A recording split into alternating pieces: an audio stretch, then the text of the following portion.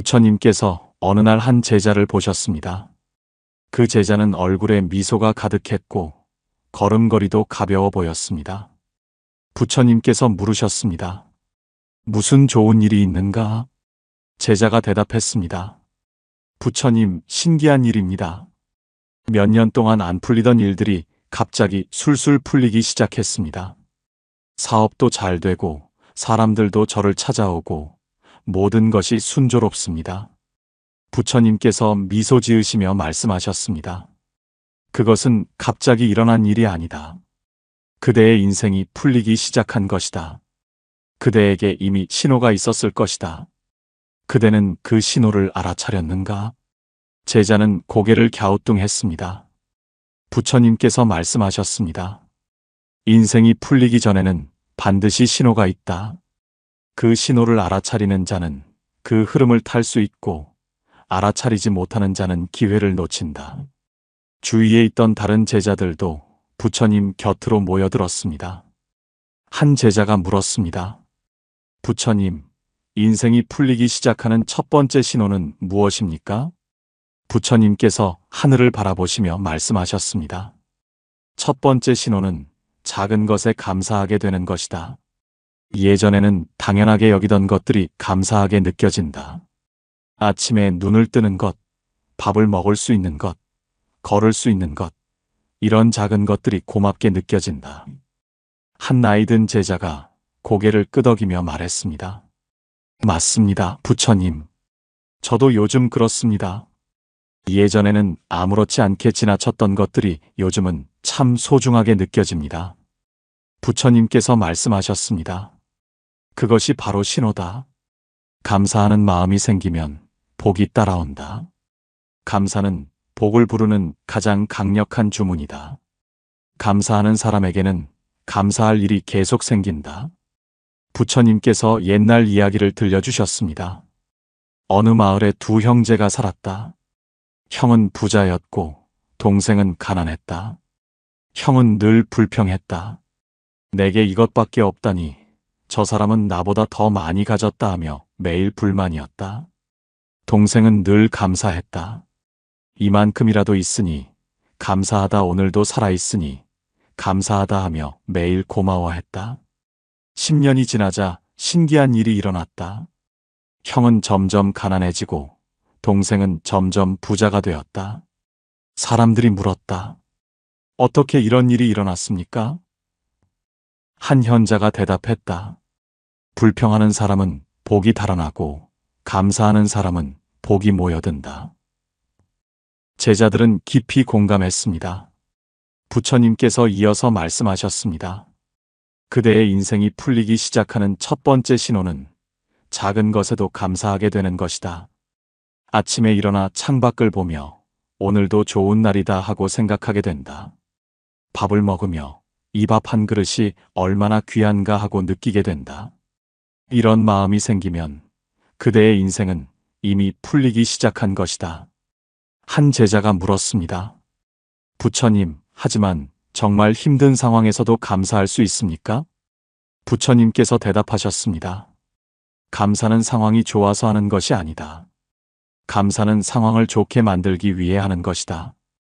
힘들 때일수록 감사할 것을 찾아라. 그러면 그대의 마음이 바뀌고 마음이 바뀌면 상황도 바뀐다. 부처님께서 제자들에게 말씀하셨습니다. 오늘 밤부터 매일 잠들기 전에 감사한 일 3가지를 떠올려 보라. 처음에는 어려울 것이다. 하지만 계속하다 보면 감사할 일이 점점 더 많이 보이기 시작한다. 그리고 한 달쯤 지나면 그대의 인생이 변하기 시작할 것이다. 감사는 그만큼 강력하다. 첫 번째 제자가 말했습니다. 부처님, 그래서 요즘 제 인생이 풀리기 시작한 것이었군요. 저는 몇 달 전부터 매일 감사 일기를 쓰기 시작했습니다. 부처님께서 미소 지으셨습니다. 그렇다. 그대는 이미 첫 번째 신호를 알아차리고 실천한 것이다. 그러니 그대의 인생이 풀리기 시작한 것이다. 해가 중천에 떠올랐습니다. 부처님께서는 제자들과 함께 나무 그늘 아래로 자리를 옮기셨습니다. 한 상인 제자가 조심스럽게 물었습니다. 부처님, 두 번째 신호는 무엇입니까? 부처님께서 땅바닥에 나뭇가지로 원을 그리시며 말씀하셨습니다. 두 번째 신호는 욕심이 줄어드는 것이다. 제자들이 놀란 표정을 지었습니다. 상인 제자가 물었습니다. 욕심이 줄어든다는 것이 인생이 풀리는 신호라니요? 오히려 욕심이 있어야 성공하는 것 아닙니까? 부처님께서 고개를 저으셨습니다. 욕심과 소망은 다르다. 소망은 그대를 앞으로 나아가게 하지만 욕심은 그대를 올가맨다. 욕심은 끝이 없다. 하나를 얻으면 둘을 원하고 둘을 얻으면 셋을 원한다. 그러니 영원히 만족할 수 없다. 하지만 욕심이 줄어들면 그대는 지금 가진 것에 만족하게 된다. 그리고 만족하는 순간 복이 찾아온다. 부처님께서 제자들에게 설명하셨습니다. 욕심이 줄어든다는 것은 이런 것이다. 예전에는 저것도 가져야 해, 이것도 가져야 해 하고 불안했다. 하지만 이제는 이만하면 충분하다 하고 편안해진다. 예전에는 남이 가진 것을 보면 부러워하고 질투했다. 하지만 이제는 저 사람에게는 저것이 필요한가 보다 하고 담담해진다. 예전에는 모든 것을 다 가지려 했다. 하지만 이제는 내게 필요한 것만 있으면 된다 하고 선택할 수 있게 된다. 한 젊은 제자가 고개를 끄덕이며 말했습니다. 맞습니다, 부처님. 저도 요즘 그런 변화를 느낍니다. 예전에는 이것저것 다 갖고 싶었는데 요즘은 정말 필요한 것만 있으면 된다는 생각이 듭니다. 부처님께서 미소 지으셨습니다. 그것이 바로 두 번째 신호다. 그대의 마음이 자유로워지기 시작한 것이다. 부처님께서 옛날 이야기를 들려주셨습니다. 어느 마을에 부자가 살았다. 그는 많은 것을 가졌지만 늘 불안했다. 그는 더 많이 벌기 위해 밤낮 없이 일했다. 하지만 아무리 벌어도 마음이 편하지 않았다. 어느 날 그는 병이 들어 누웠다. 의원이 말했다.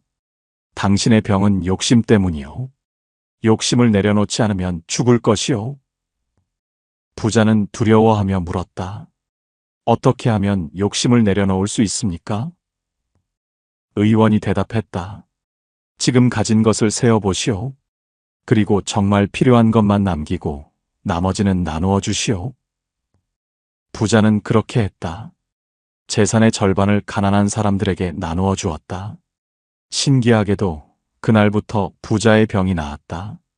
그리고 더 신기한 일은 재산을 나누어 준 후에 오히려 사업이 더 잘 되기 시작했다는 것이다. 부자는 깨달았다. 욕심이 복을 막고 있었구나. 제자들은 깊이 생각에 잠겼습니다. 부처님께서 말씀하셨습니다. 욕심은 그릇 밑에 구멍을 내는 것과 같다. 아무리 물을 부어도 구멍으로 새어나간다. 하지만 욕심을 내려놓으면 그 구멍이 막힌다. 그러면 그릇이 가득 차기 시작한다. 그대의 인생이 풀리려면 먼저 욕심의 구멍을 막아야 한다. 한 비구니가 물었습니다. 부처님, 그렇다면 아무것도 원하지 말아야 한다는 말씀이십니까? 부처님께서 대답하셨습니다. 원하지 말라는 것이 아니라 집착하지 말라는 것이다. 소망을 가져도 좋다. 하지만 그것이 이루어지지 않아도 괜찮다는 마음을 함께 가져라. 노력은 하되 결과에 집착하지 마라. 그것이 욕심을 내려놓는 길이다. 상인 제자가 말했습니다. 부처님, 이제 알겠습니다. 제가 요즘 사업이 잘 되는 이유를 알았습니다.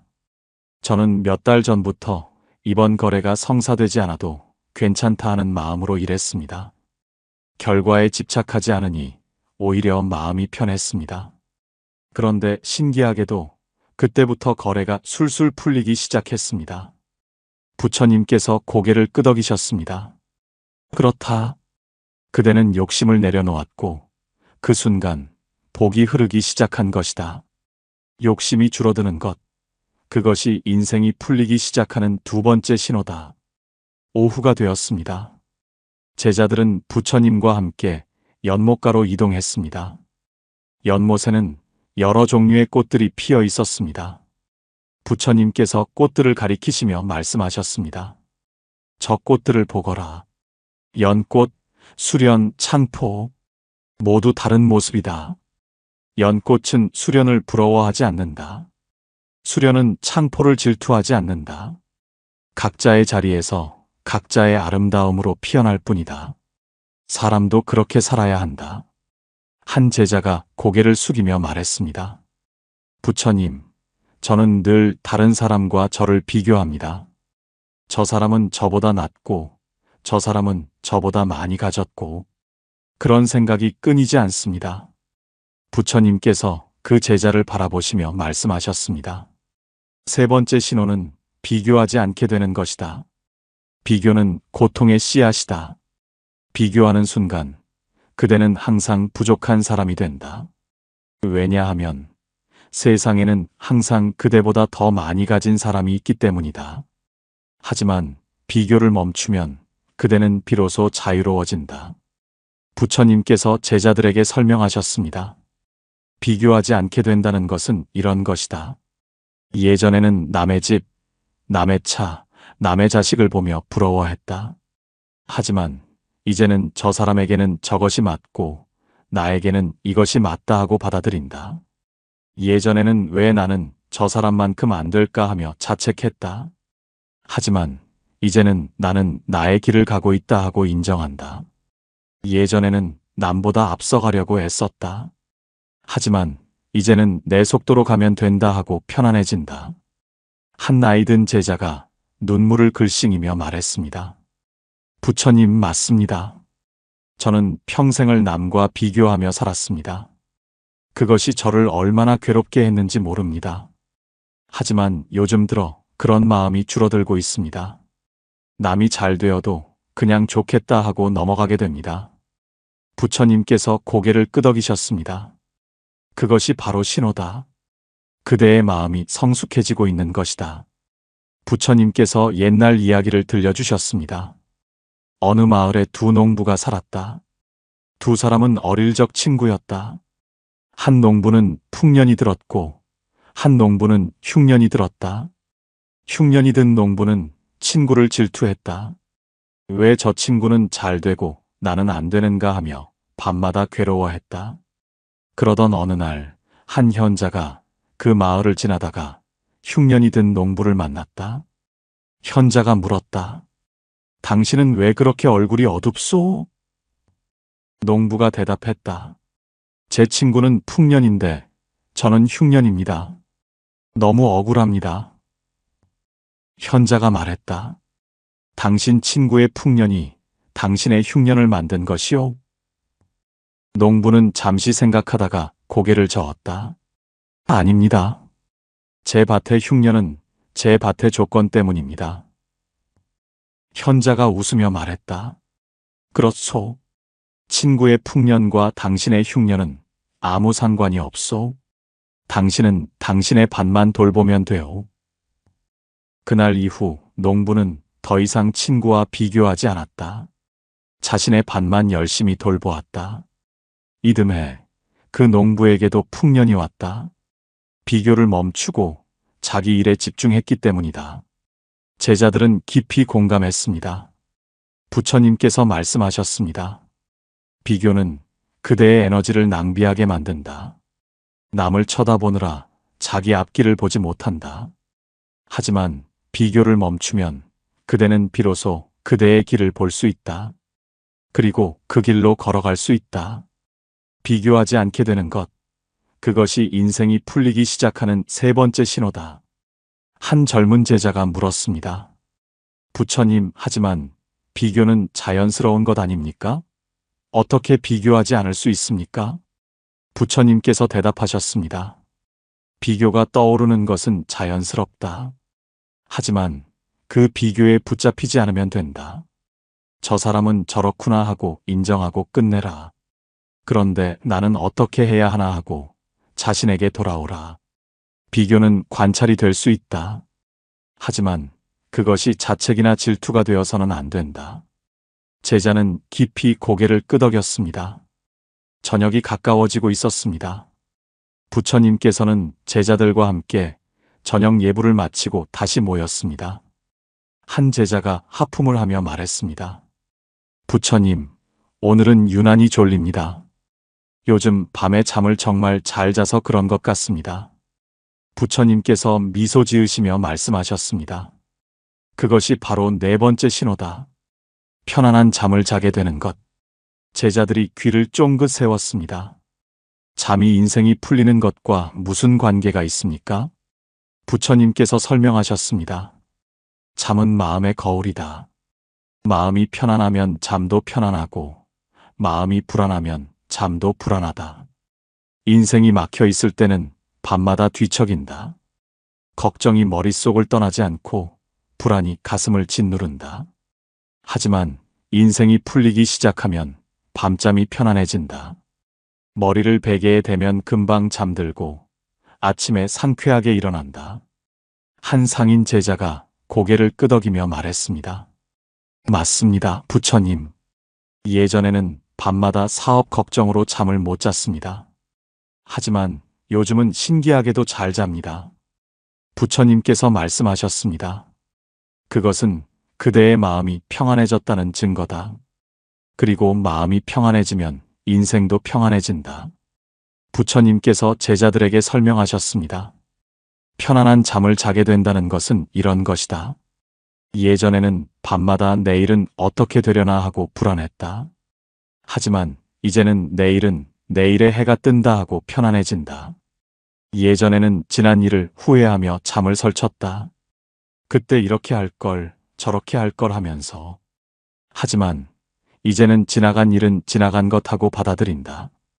예전에는 누군가에 대한 원망으로 밤을 지새웠다. 하지만 이제는 그 원망도 내려놓고 편히 잔다. 한 비구니가 눈물을 글썽이며 말했습니다. 부처님, 저는 몇 년 동안 불면증에 시달렸습니다. 자식 걱정, 돈 걱정으로 밤마다 뒤척였습니다. 하지만 스승님의 가르침을 듣고 걱정을 내려놓으려 노력했습니다. 그랬더니 신기하게도 잠이 오기 시작했습니다. 부처님께서 고개를 끄덕이셨습니다.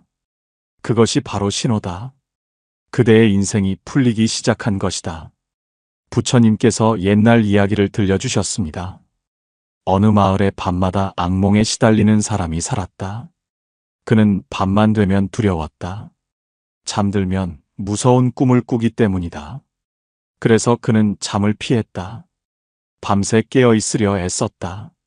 하지만 결국 지쳐 잠들면 또 악몽이었다. 어느 날 한 스님이 그를 찾아왔다. 스님이 물었다.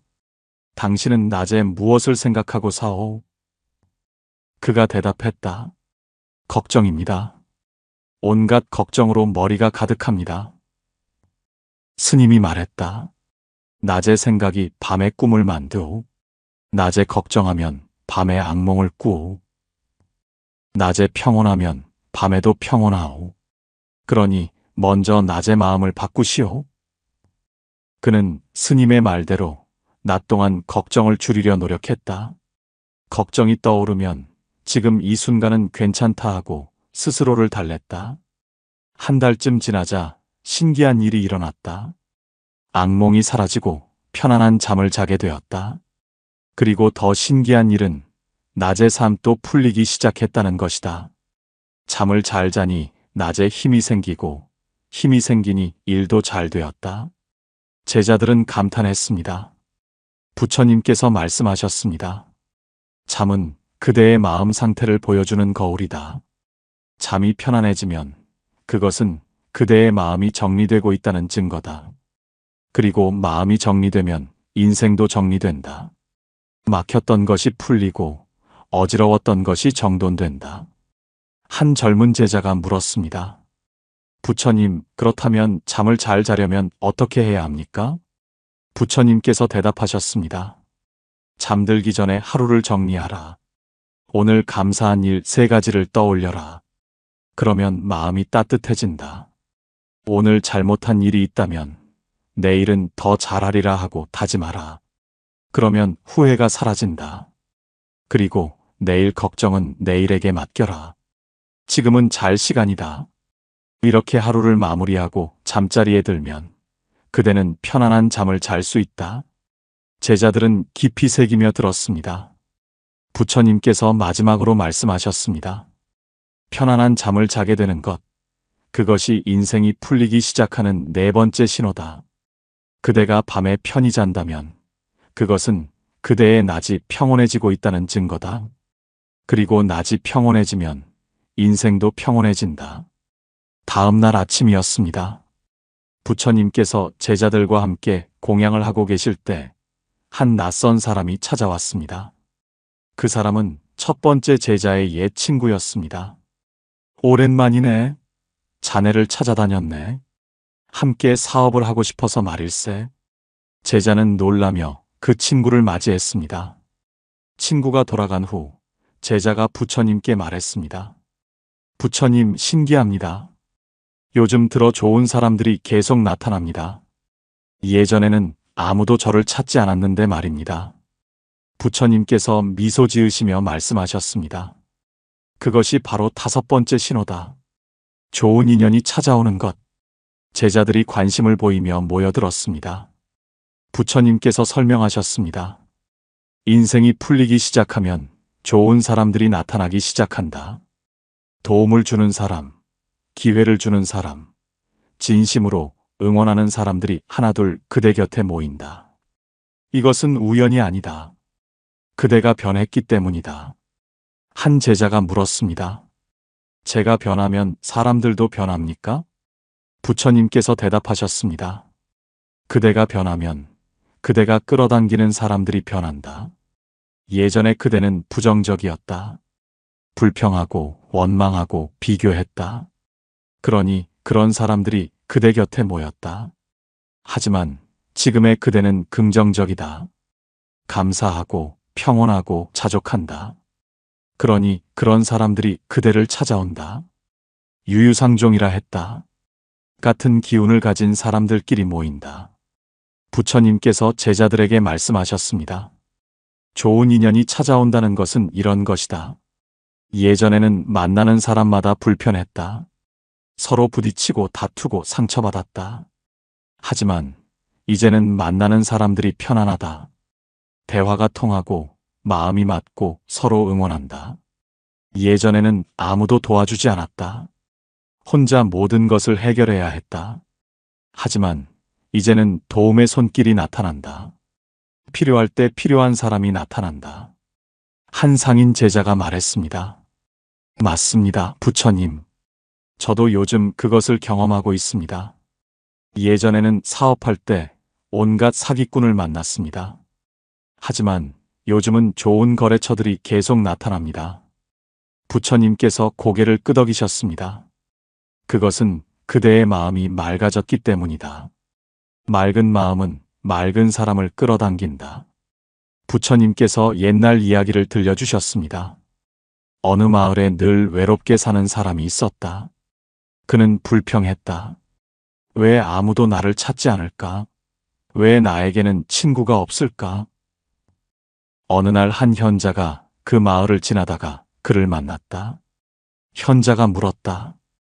당신은 다른 사람을 어떻게 대하오? 그가 대답했다. 다들 나를 싫어하니 나도 그들을 멀리합니다. 현자가 말했다. 그것이 문제요. 당신이 먼저 마음을 닫았으니 사람들도 당신에게 마음을 닫은 것이요. 당신이 먼저 웃으시오. 당신이 먼저 다가가시오. 그러면 사람들도 당신에게 다가올 것이오. 그는 반신반의하며 그렇게 해보았다.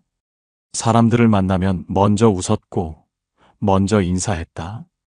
처음에는 어색했지만 계속하다 보니 사람들의 반응이 달라졌다. 한 달 후 그에게는 여러 명의 친구가 생겼다. 더 이상 외롭지 않았다. 그는 깨달았다. 내가 변하니 세상도 변하는구나. 제자들은 깊이 공감했습니다. 부처님께서 말씀하셨습니다. 좋은 인연을 만나고 싶다면 먼저 그대가 좋은 사람이 되어라. 그대가 긍정적이면 긍정적인 사람이 오고 그대가 진실하면 진실한 사람이 온다. 그대가 베풀면 베푸는 사람이 오고 그대가 감사하면 감사하는 사람이 온다. 한 비구니가 물었습니다. 부처님, 그렇다면 나쁜 사람들은 어떻게 됩니까? 부처님께서 대답하셨습니다. 나쁜 사람들은 자연스럽게 멀어진다. 그대와 기운이 맞지 않기 때문이다. 억지로 멀리할 필요도 없다. 그대가 변하면 그들은 저절로 그대를 피한다. 그리고 그 빈자리에 좋은 사람들이 들어온다. 부처님께서 제자들을 둘러보시며 말씀하셨습니다. 좋은 인연이 찾아오는 것, 그것이 인생이 풀리기 시작하는 5번째 신호다. 그대 곁에 좋은 사람들이 모이기 시작했다면 그것은 그대의 인생이 좋은 방향으로 흐르고 있다는 증거다. 감사하라. 그리고 그 인연을 소중히 하라. 오후가 되었습니다. 부처님께서는 제자들과 함께 언덕을 오르고 계셨습니다. 그때 한 제자가 갑자기 멈춰 섰습니다. 부처님, 죄송합니다. 갑자기 마을로 돌아가야 할 것 같은 느낌이 듭니다. 부처님께서 물으셨습니다. 무슨 일인가? 잘 모르겠습니다. 그냥 돌아가야 할 것 같습니다. 부처님께서 미소 지으시며 말씀하셨습니다. 그렇다면 가보거라. 제자는 급히 마을로 돌아갔습니다. 얼마 후 제자가 다시 돌아왔습니다. 얼굴에는 놀라움이 가득했습니다. 부처님, 신기한 일이 일어났습니다. 제가 마을에 도착하니 제 집에 불이 났었습니다. 다행히 제가 도착해서 바로 끌 수 있었습니다. 만약 조금만 늦었어도 집이 다 타버렸을 것입니다. 다른 제자들이 감탄했습니다. 부처님께서 고개를 끄덕이시며 말씀하셨습니다. 그것이 바로 6번째 신호다. 직관이 맞아떨어지기 시작하는 것. 제자들이 눈을 크게 떴습니다. 직관이 인생이 풀리는 것과 무슨 관계가 있습니까? 부처님께서 설명하셨습니다. 사람에게는 보이지 않는 감각이 있다. 어떤 것은 머리로 아는 것이 아니라 마음으로 느끼는 것이다. 인생이 막혀 있을 때는 이 감각이 둔해진다. 걱정과 불안으로 머리가 가득 차서 마음의 소리를 듣지 못한다. 하지만 인생이 풀리기 시작하면 마음이 맑아진다. 그러면 직관이 살아난다. 한 상인 제자가 말했습니다. 맞습니다, 부처님. 요즘 저도 그것을 경험합니다. 어떤 거래를 해야 할지 말아야 할지 예전에는 고민만 하다가 실수했습니다. 하지만 요즘은 이건 하면 안 될 것 같다 하는 느낌이 오면 그게 정확히 맞습니다. 부처님께서 고개를 끄덕이셨습니다. 그렇다. 그것이 바로 직관이다. 부처님께서 제자들에게 말씀하셨습니다. 직관이 맞아떨어지기 시작한다는 것은 이런 것이다. 예전에는 어떤 결정을 내릴 때 머리로만 생각했다. 이것저것 따지고 계산했다. 하지만 결과는 자주 틀렸다. 하지만 이제는 마음의 소리를 듣는다. 이건 아닌 것 같다, 이건 해야 할 것 같다 하는 느낌을 믿는다. 그리고 그것이 맞아떨어진다. 예전에는 사람을 만났을 때 겉모습만 봤다. 하지만 이제는 그 사람의 기운을 느낀다. 이 사람은 좋은 사람이다, 이 사람은 조심해야 한다 하는 감각이 생긴다. 예전에는 위험이 다가와도 몰랐다. 하지만 이제는 미리 느낀다. 그래서 피할 수 있다. 한 젊은 제자가 물었습니다. 부처님, 그것은 신통력 같은 것입니까? 부처님께서 웃으시며 말씀하셨습니다. 신통력이 아니라 본래 가지고 있던 감각이다. 다만 그동안 잡념에 가려져 있었을 뿐이다. 마음이 맑아지면 그 감각이 다시 살아난다. 마치 흐린 물이 맑아지면 바닥이 보이듯이. 부처님께서 옛날 이야기를 들려주셨습니다. 어느 숲에 사냥꾼이 살았다. 그는 예전에는 짐승을 잘 잡았다. 짐승이 어디에 있는지 본능적으로 알았고 위험이 다가오면 미리 느꼈다. 하지만 어느 날부터 그의 감각이 둔해졌다. 짐승도 잘 못 잡고 위험도 미리 느끼지 못했다. 그는 고민했다. 내게 무슨 일이 생긴 걸까? 어느 날 한 스님이 그를 만나 물었다. 당신은 요즘 무슨 걱정이 있소? 사냥꾼이 대답했다. 아들이 아픕니다. 그 걱정으로 밤낮 머리가 복잡합니다. 스님이 말했다. 그것이 문제요. 걱정이 당신의 감각을 막고 있소. 걱정을 내려놓으시오. 그러면 감각이 다시 돌아올 것이오. 사냥꾼은 아들을 의원에게 맡기고 걱정을 내려놓으려 노력했다. 신기하게도 마음이 편해지자 감각이 돌아왔다. 다시 짐승의 위치를 느낄 수 있었고 위험도 미리 알 수 있었다. 제자들은 고개를 끄덕였습니다. 부처님께서 말씀하셨습니다. 직관은 마음이 맑을 때 작동한다. 걱정, 불안, 욕심, 분노 이런 것들이 직관을 막는다. 하지만 그대가 이런 것들을 내려놓으면 직관이 살아난다. 그리고 직관이 살아나면 그대는 올바른 선택을 할 수 있다. 위험을 피하고 기회를 잡을 수 있다. 한 비구니가 물었습니다. 부처님, 그렇다면 직관을 어떻게 키울 수 있습니까? 부처님께서 대답하셨습니다. 직관을 키우는 것이 아니라 직관을 막는 것을 치우는 것이다. 첫째, 마음을 고요하게 하라. 매일 명상하고 호흡을 관찰하라. 둘째, 걱정을 줄여라. 걱정은 마음을 어지럽힌다. 셋째, 마음의 소리를 들으려 노력하라. 내 마음은 뭐라고 말하는가? 하고 물어라. 넷째, 직관을 믿고 따라가 보라. 처음에는 틀릴 수도 있다. 하지만 계속하다 보면 점점 정확해진다. 첫 번째 제자가 말했습니다. 부처님, 저는 요즘 아침에 일어나면 오늘은 이렇게 해야겠다 하는 생각이 저절로 떠오릅니다. 그리고 그대로 하면 일이 술술 풀립니다. 부처님께서 미소 지으셨습니다. 그것이 바로 직관이 살아난 것이다. 그대의 내면이 그대를 안내하고 있는 것이다. 부처님께서 제자들을 둘러보시며 말씀하셨습니다. 직관이 맞아떨어지기 시작하는 것, 그것이 인생이 풀리기 시작하는 여섯 번째 신호다. 그대의 예감이 자주 맞고, 그대의 선택이 좋은 결과를 낳고, 그대가 위험을 미리 피할 수 있다면, 그것은 그대의 마음이 맑아지고 있다는 증거다. 그리고 마음이 맑아지면 인생도 맑아진다. 해가 저물고 있었습니다. 부처님께서는 제자들과 함께 언덕 위에 앉아 노을을 바라보고 계셨습니다. 한 나이든 제자가 조용히 말했습니다.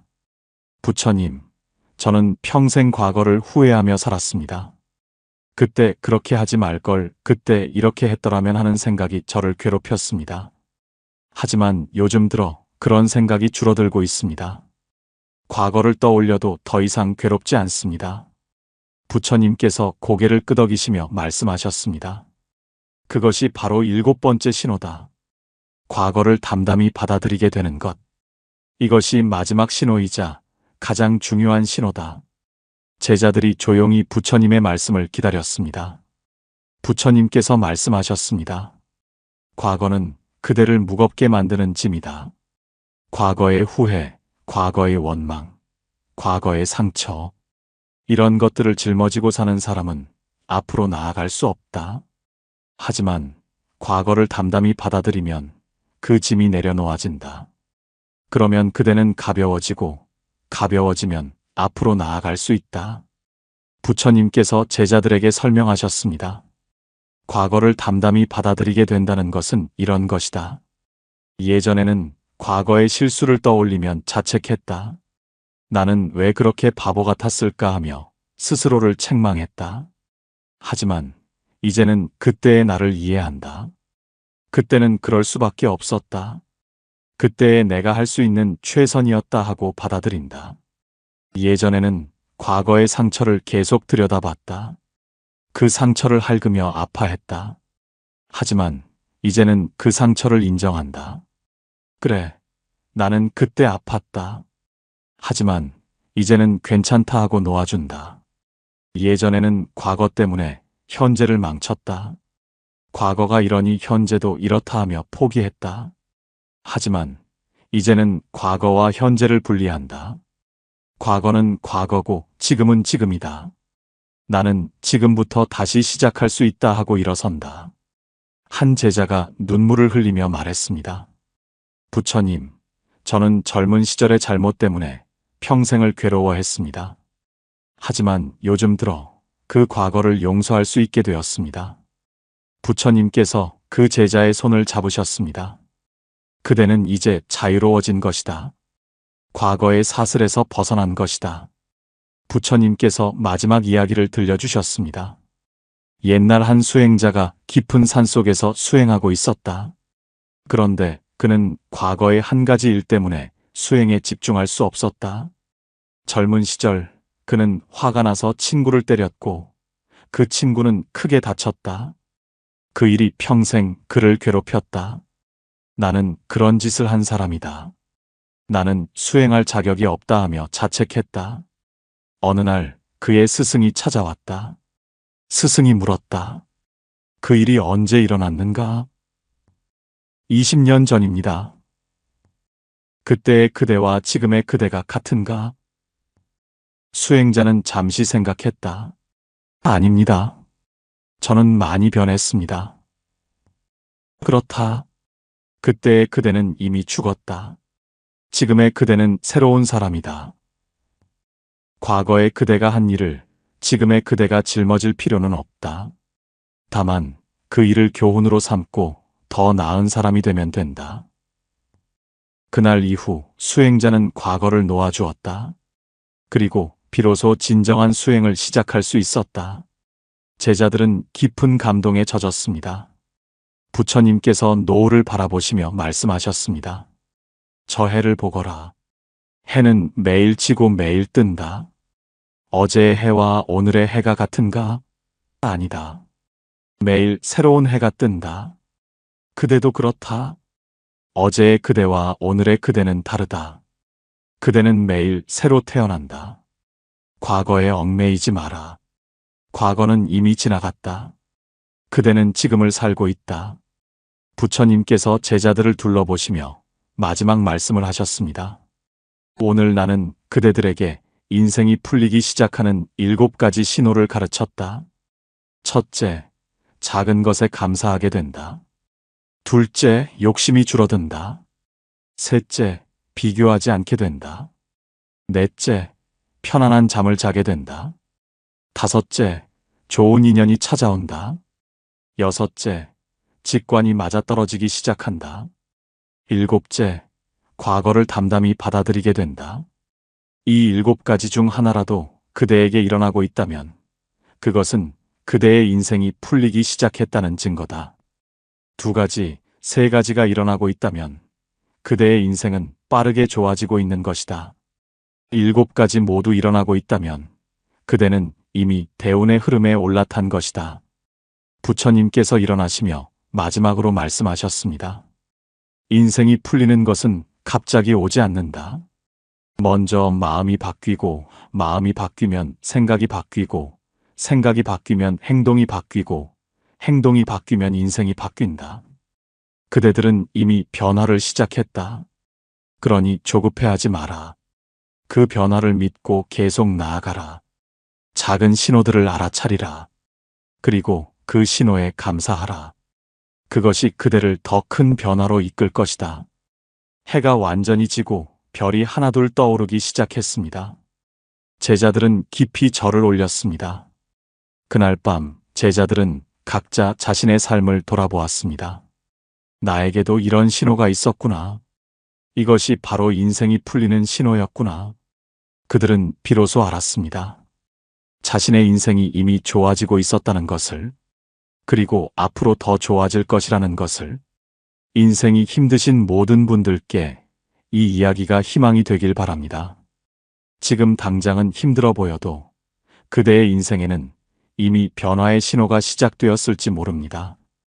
감사하고 욕심 줄이고 비교하지 않고 편안히 쉬고 좋은 사람들과 함께하고 마음의 소리를 듣고 과거를 놓아주세요.